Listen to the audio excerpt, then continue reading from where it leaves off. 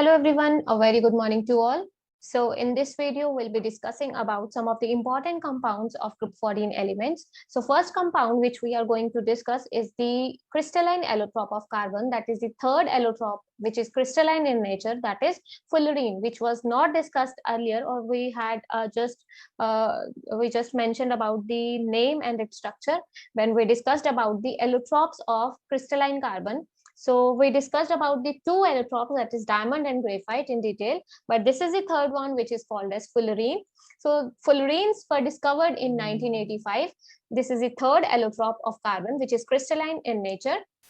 So it consists of polyhedral cluster molecules of general formula Cn. There are n number of carbons where n is always even, n should be even always, then only we can call the cluster as fullerene. So it consists of polyhedral cluster molecules, by which we mean that it consists of एक hexagon और pentagons का एक cluster होगा. Number of hexagons and pentagons बहुत सारे आपस में fused होंगे to make kind of sphere type of structures will be formed, and the count of carbon is going to be n, where n is always even. So the first fullerene which was invented was C60. So C60 is a fullerene which was first invented, in which 20 hexagons and 12 pentagons have been fused together to give a ball-like structure, which relates to that of a soccer ball. It forms a perfect square whose geometry matches to that with of soccer ball. This particular fullerene, that is C60, is also called as Buckminster fullerene or buckyballs we call them. The Buckminster was he was an architect who designed the geodesic domes. So this buckyball has resemblance with that due to its stability, due to the stability of geodesic domes. So these fullerenes are named after the architect Buckminster. So that is why these are called as Buckminster fullerenes. So other fullerenes which are known so far are, these are some of the other fullerenes which are known. Here you can see that n is always even. So there is C70, C76, C78, C84, C90 and C94. So these are out of which C76 is chiral, C78 is having 3 isomers, C84 is having 3 isomers again. N is even for all, where n varies from, we have so far we have known fullerenes with n ranging from 30 to 190, where n should be even always. So this is the varying range for different fullerenes. So out of these, most studded and most stable one is C60, and next stable one is C70. C70 is slightly more stable than C60. So coming to the preparation, for the first time C60 was prepared. What was done there in the experiment was, they took the graphite electrodes and they passed the electric charge through the graphite electrodes, where temperature was kept at 3500 degrees Celsius, pressure was low, and helium atmosphere was provided. Helium gas was provided to provide the atmosphere. So out of when electric discharge was soot was produced out of the experiment. Now this the produced soot was collected, and this was dissolved in some aromatic hydrocarbon solvent, just like benzene or toluene. So the soot get dissolved in these organic solvents, and now we got the solution. So this solution was further fed to the chromatography, or we can say it was put into the column where the chromatographic separation was carried out, where out of the mixture it was found that 80% C60 was extracted, 20% of C70 was there, and 1% of higher fullerenes were there. Now these individual solutions which have been extracted out of the column chromatography, these were concentrated, and we got the crystals of each, crystals corresponding to each. Crystals corresponding to C60 were there, C70 were there, but these crystals were having guest molecules in their interstices. The guest molecules were the solvent molecules. Now these crystals were subjected to sublimation to remove the solvent, and we get the crystals, pure crystals of fullerene. So this is the way how these pure fullerenes are obtained. Now these fullerenes exhibit beautifully different colors in different forms. So when these fullerenes are in thin film, they will exhibit mustard yellow color. We're talking about C60, it is mustard yellow color when we have this in the form of thin film. In the form of bulk, it is dark brown in color. When it is dissolved in some solvent, hydrocarbon solvent, it is magenta color. Here HC represents hydrocarbon solvent. Similar is the case with C70. It exhibits different colors in three different forms. Here in hydrocarbon solvent, C70 exhibits port wine red color. Here port wine means Portugal red wine is the famous wine which is famous. It has a distinct red color. So this color of C70 in when it is dissolved in hydrocarbon solvent, the solution looks like port wine, that is Portugal wine, which is red in color. So if we talk about the structure of C60, it has 20 hexagon fused, 20 hexagon and 12 pentagons are there, where all carbon atoms are equivalent, where single carbon-carbon single bond length is fixed, that is 1.453, and carbon-carbon double bond is 1.38. This is the this carbon-carbon single bond is slightly smaller than the normal carbon-carbon single bond, and carbon-carbon double bond is slightly bigger than the normal carbon-carbon double bond. But in case of C70, there are 12 pentagons and 25 hexagons are there, which are been fused together. So all the carbon atoms are not similar, they are not equivalent. There are 5 types of carbon with 8 types of carbon-carbon single bonds, where carbon-carbon single bond length ranges from 1.3 angstrom to 1.5 angstrom. So this there is a variation of bond length for single bond. So in general, if we want to know how many pentagons and how many hexagons are there in a in particular fullerene, so there is a formula for that.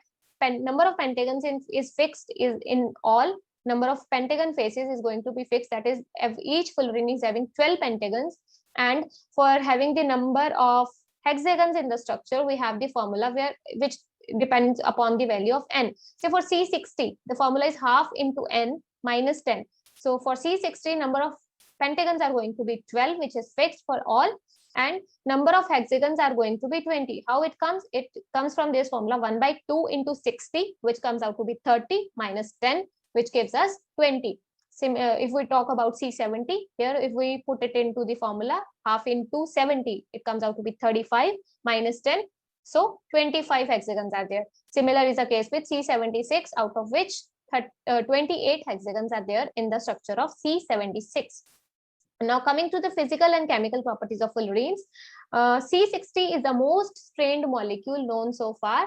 So as it is having very high kinetic stability, so that is why we can transform it into other form, but it is most strained molecule. So this is not thermodynamically very stable. It decomposes above C750 degrees Celsius, and that too more faster in the presence of oxygen.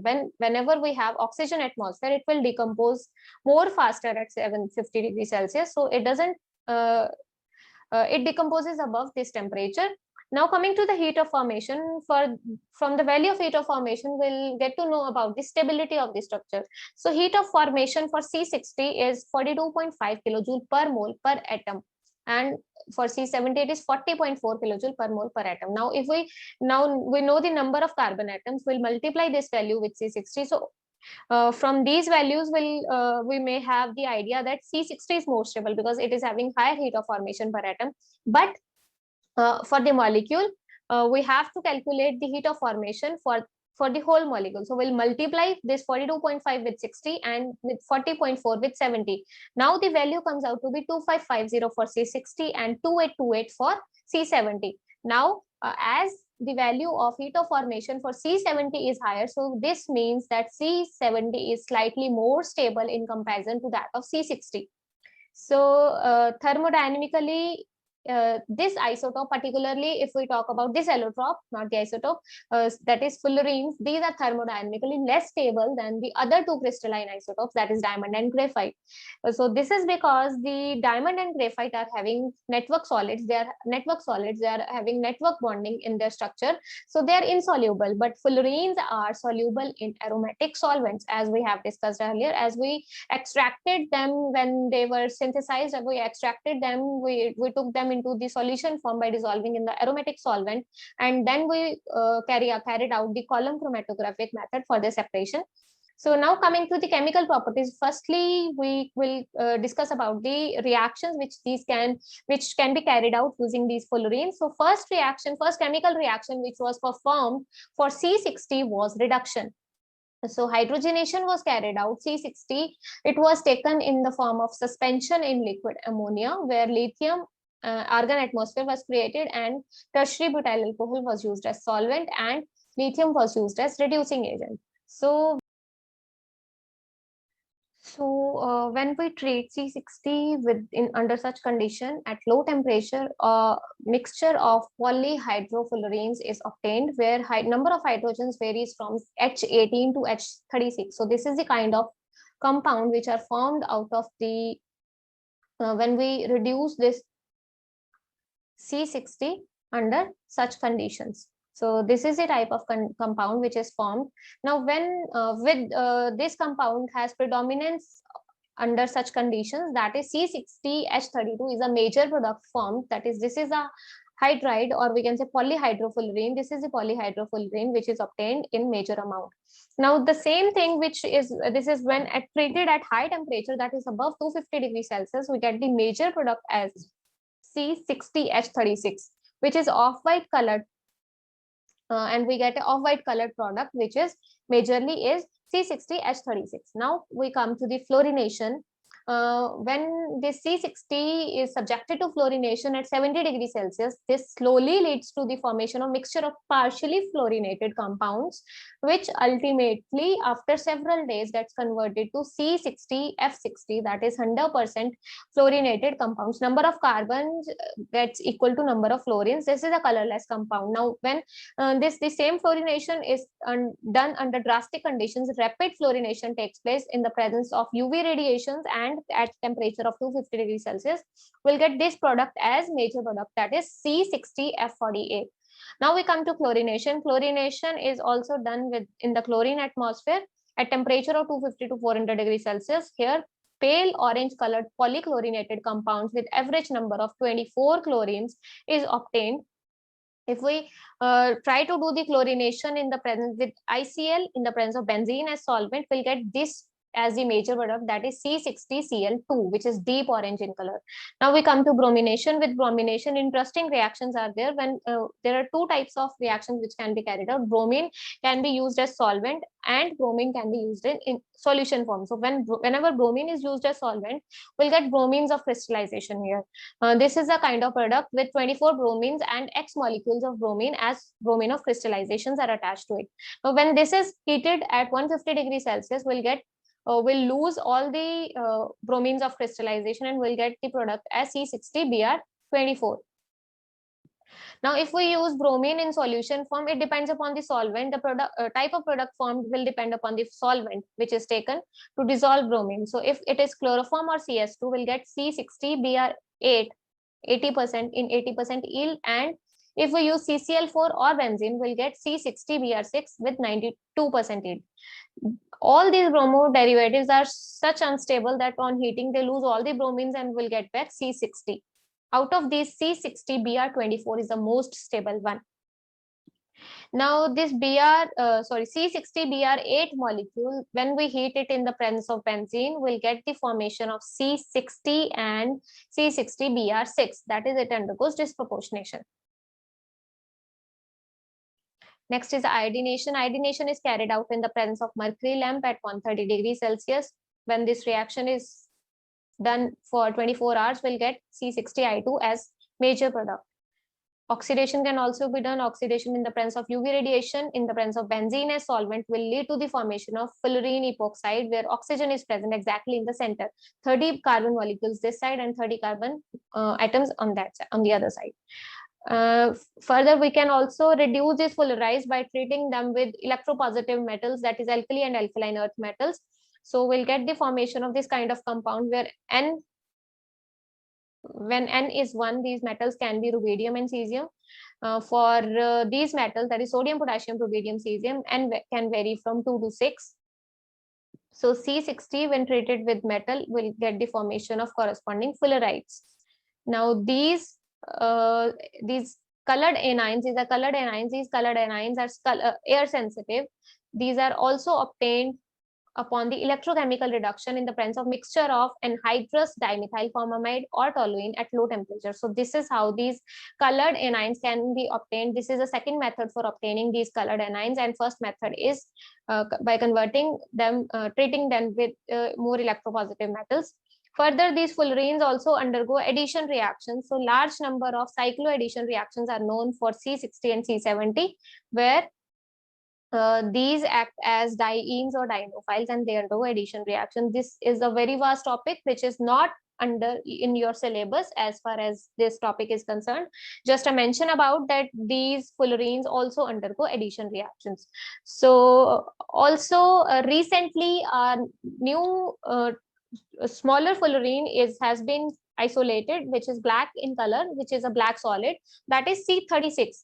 This came up as the smallest fullerene. This gives golden yellow solution in organic solvent, and this is highly reactive because this is much strained due to its small size. This kind of fullerene is the one which decomposes even in the presence of air. So this is all about fullerenes. So next we have carbides and fluorocarbons that will be covering in the next video. So that is it for this video. Thank you so much. Have a good rest of the day.